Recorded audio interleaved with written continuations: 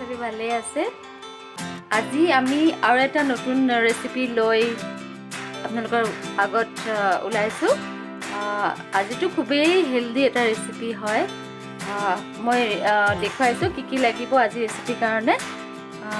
আজি ৰেচিপিটো হৈছে moringa leavesৰ লগত মই আজি দাইল বনাম একচুয়ালি সো moringa leaves মানে সজিনাৰ পাতৰ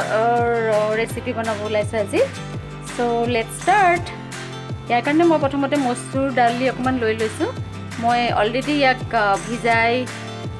ভিজাই থৈছিলো তাৰ পিছত তাক মই ওয়াশ কৰি লৈছো ভালকে এতিয়া মই পানীৰে সৈতে মসুৰ দালিখিনি ঢালি দিম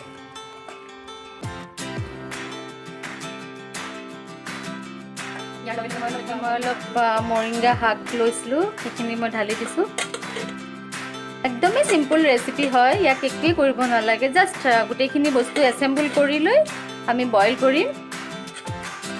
আৰু তাৰ পিছত আমি এটা তৰকা দিম দ্যাটস ইট অকমান পানী ঢালি দিছো যাতে ভালকে বইল হয় আৰু ইয়াৰ লগতে মই অলপমান দুটা টমেটো লৈছিলো তাক মই দুখৰ কৰি লৈছো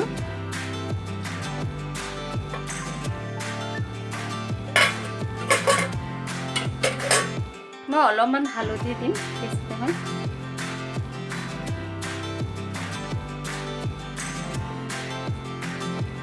আৰু গোটেইখিনি বস্তু মই ভালকে পানীৰে মিক্স কৰি দিম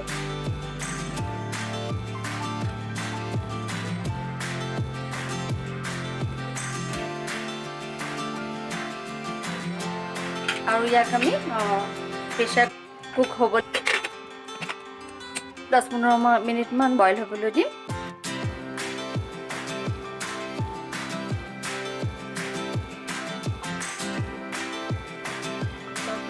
আহক আমি দাইলখিনি ধুনীয়াকৈ তৰকাৰী এটা লগাই দিওঁ তৰকাৰীৰ কাৰণে মই অকণমান তেল ঢালি দিছোঁ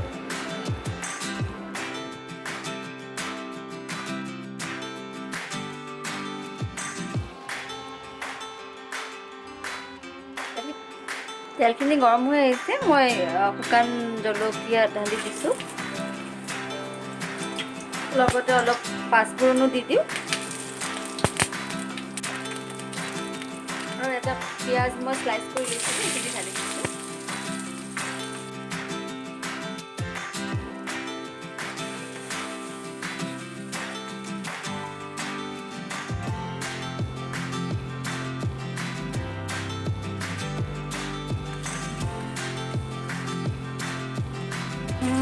শুকান জলকীয়াৰ ধুনীয়া গোন্ধ ওলাইছে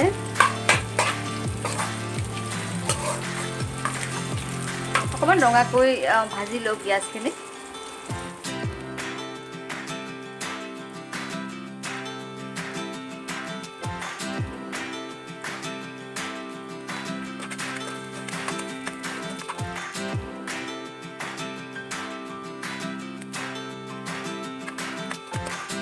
জলকীয়াখিনি অকণমান বাৰ্ণ হ'লে দাইলটো খাবলৈ বহুত ধুনীয়া লাগে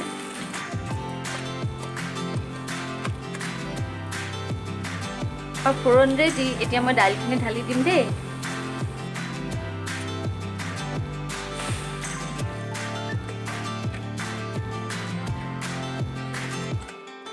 দাইলখিনি আমি ঢাকি দিওঁ অকণমান সময়ৰ কাৰণে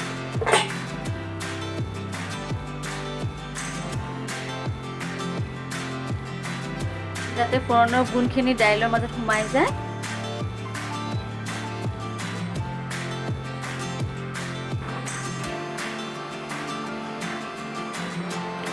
আমি ঢাকনখন উঠাই চাওচোন কি পজিশন হৈছে আমাৰ দাইল হৈ আহিছে আমি এতিয়া নিমখ ঢালিম ইয়াতে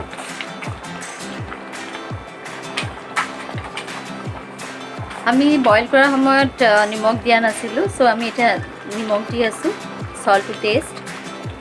মই হাতৰ আন্দাজতে দিছোঁ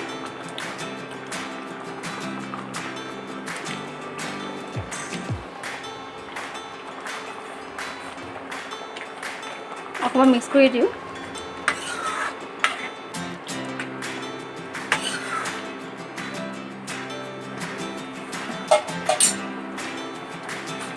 ইয়াতে মই অকণমান ধনিয়া পাত কাটি থৈছিলোঁ সেইখিনি দি দিওঁ